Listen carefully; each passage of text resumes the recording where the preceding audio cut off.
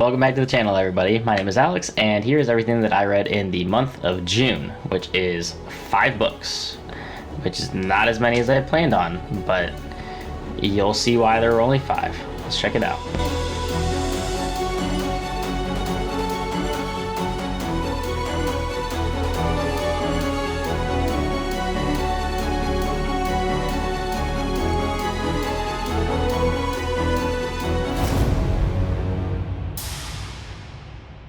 If you haven't already, please like and subscribe if you enjoy this content. More coming every single week.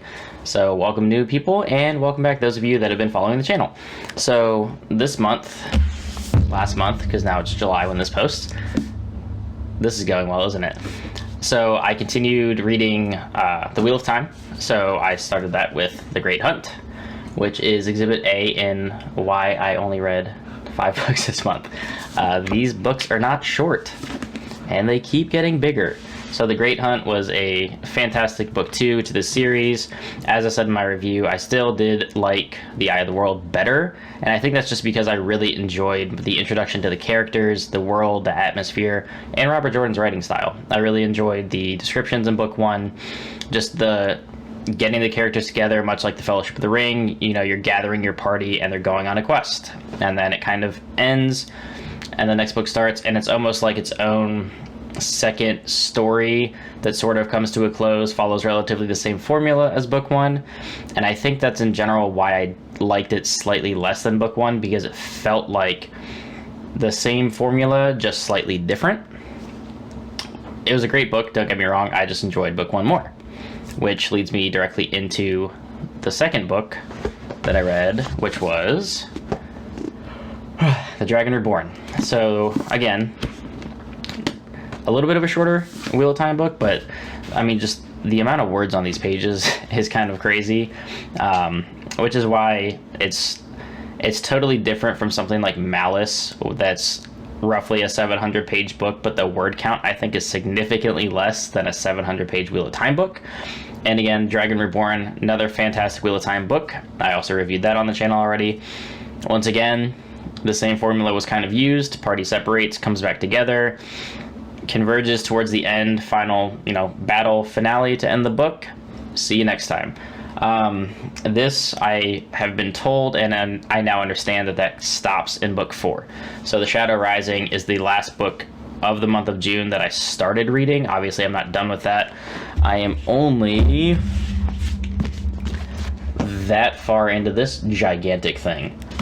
Like I said, big books, heavy on the word count. But I really am enjoying my time with The Wheel of Time.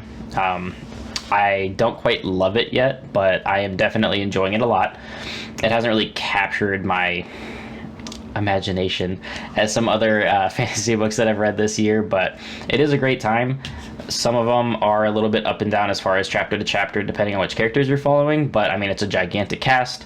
I can greatly appreciate everything Robert Jordan has done with this, just from the descriptions of the scenery, the towns, the villages, outfits, character mannerisms, tics that they have, dialogue. Like, everyone pretty much stays true to themselves and their character, and that's great, because I've seen books in the past where you either don't get that wealthy description of the scenery around you, or the characters, or what they look like, and sometimes people act completely out of character, and I haven't found that yet in this series. So I think Robert Jordan did a fantastic job of really outlining what he wanted this to be, and I am enjoying the hell out of it.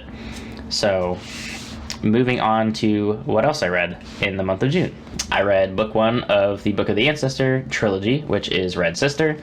I have Gray Sister and Holy Sister sitting on my shelf back there, which after I finish up Shadow Rising, I am planning on reading Gray Sister.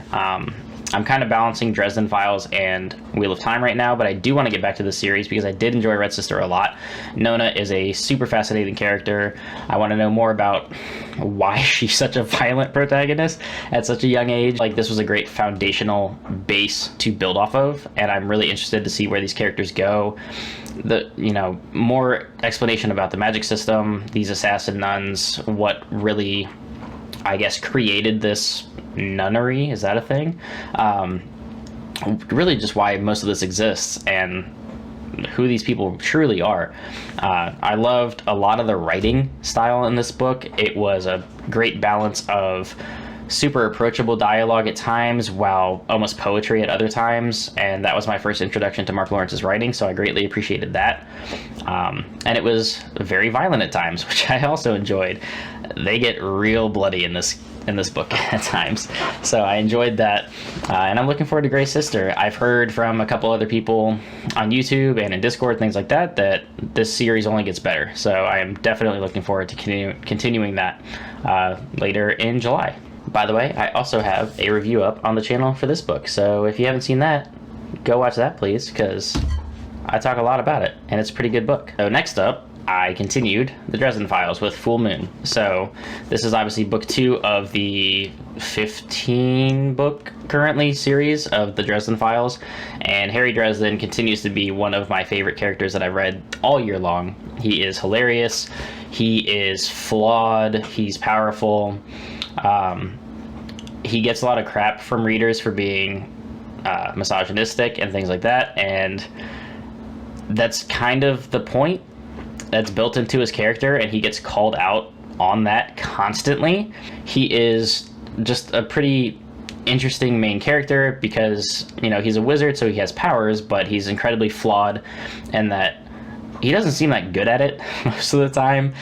He gets physically tired to the point where he can't actually cast spells at times. He is just really balancing, you know, what his powers are meant to be used for and kind of what his responsibility is as a wizard that's helping out the police and all these different investigations.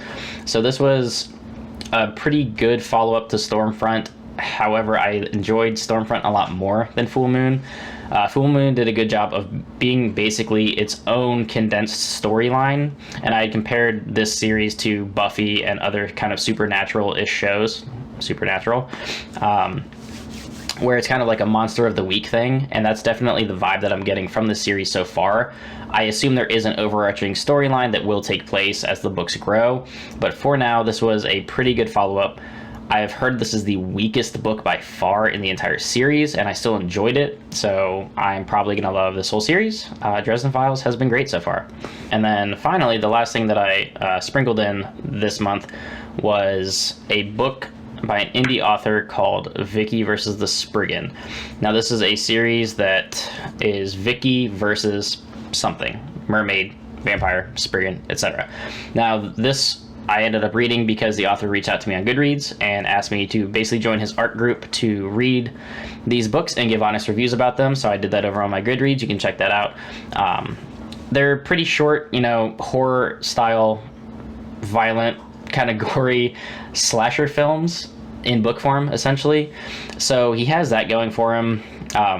Because of the nature that it's an indie author, there are a ton of editing problems and grammatical issues and all kinds of other things.